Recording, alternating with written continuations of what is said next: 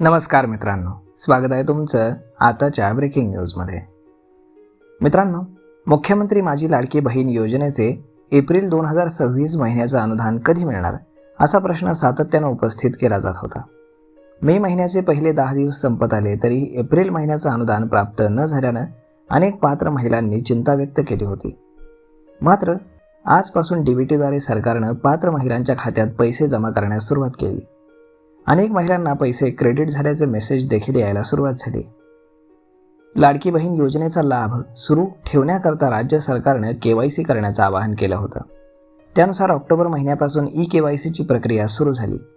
दरम्यान सातत्यानं येणाऱ्या तांत्रिक अडचणींमुळे eKYC करण्याची मुदत 31 मार्च 2026 पर्यंत वाढवण्यात आली. तरीही या तांत्रिक अडचणी संपलेल्या नाहीत. मात्र अशाही परिस्थितीमध्ये ज्यांनी eKYC प्रक्रिया पूर्ण केलेली आहे तर त्या पात्र महिलांच्या खात्यामध्ये लाडकी बहीण योजनेचा सन्मान निधी येण्यास सुरुवात झाली आहे. दरम्यान एप्रिल आणि मे अशा 2 महिन्यांचे पैसे एकत्र जमा होणार अशी चर्चा होती. मात्र अद्याप तरी सरकारनं एप्रिल महिन्याचेच पैसे म्हणजेच 1,500 रुपये पात्र महिलांच्या खात्यात जमा केलेत. तर मे महिन्याचा हप्ता आता जूनमध्ये मिळण्याची शक्यता आहे. अनेक महिलांना त्यांच्या खात्यामध्ये पैसे जमा होत आहेत परंतु त्यांना मेसेजेस येत नाहीत. त्यामुळे अशा महिलांनी बँकेत जाऊन त्यांचं पासबुक अपडेट करून घ्यावं, जेणेकरून तुम्हाला पैसे आलेत की नाहीत याची माहिती मिळेल. तसंच अनेक बँकांचे मोबाईल ॲप असतात, त्यातील स्टेटमेंट पाहून देखील तुम्हाला याची माहिती मिळू शकते.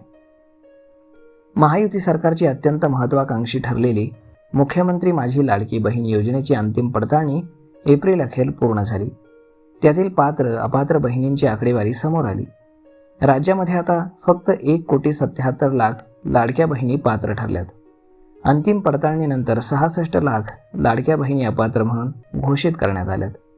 सरकारचे या योजनेवरती महिन्याला आता 2,665 कोटी रुपये खर्च होणार आहेत. यापूर्वी हा आकडा 3,600 कोटी रुपये होता. सरकारचे वर्षाला यामुळे 10,000 कोटी रुपये वाचणार आहेत. तर मग मित्रांनो, अशा पद्धतीनं लाडकी बहीण योजनेचे पैसे खात्यामध्ये जमा होण्यास सुरुवात देखील झाली आहे.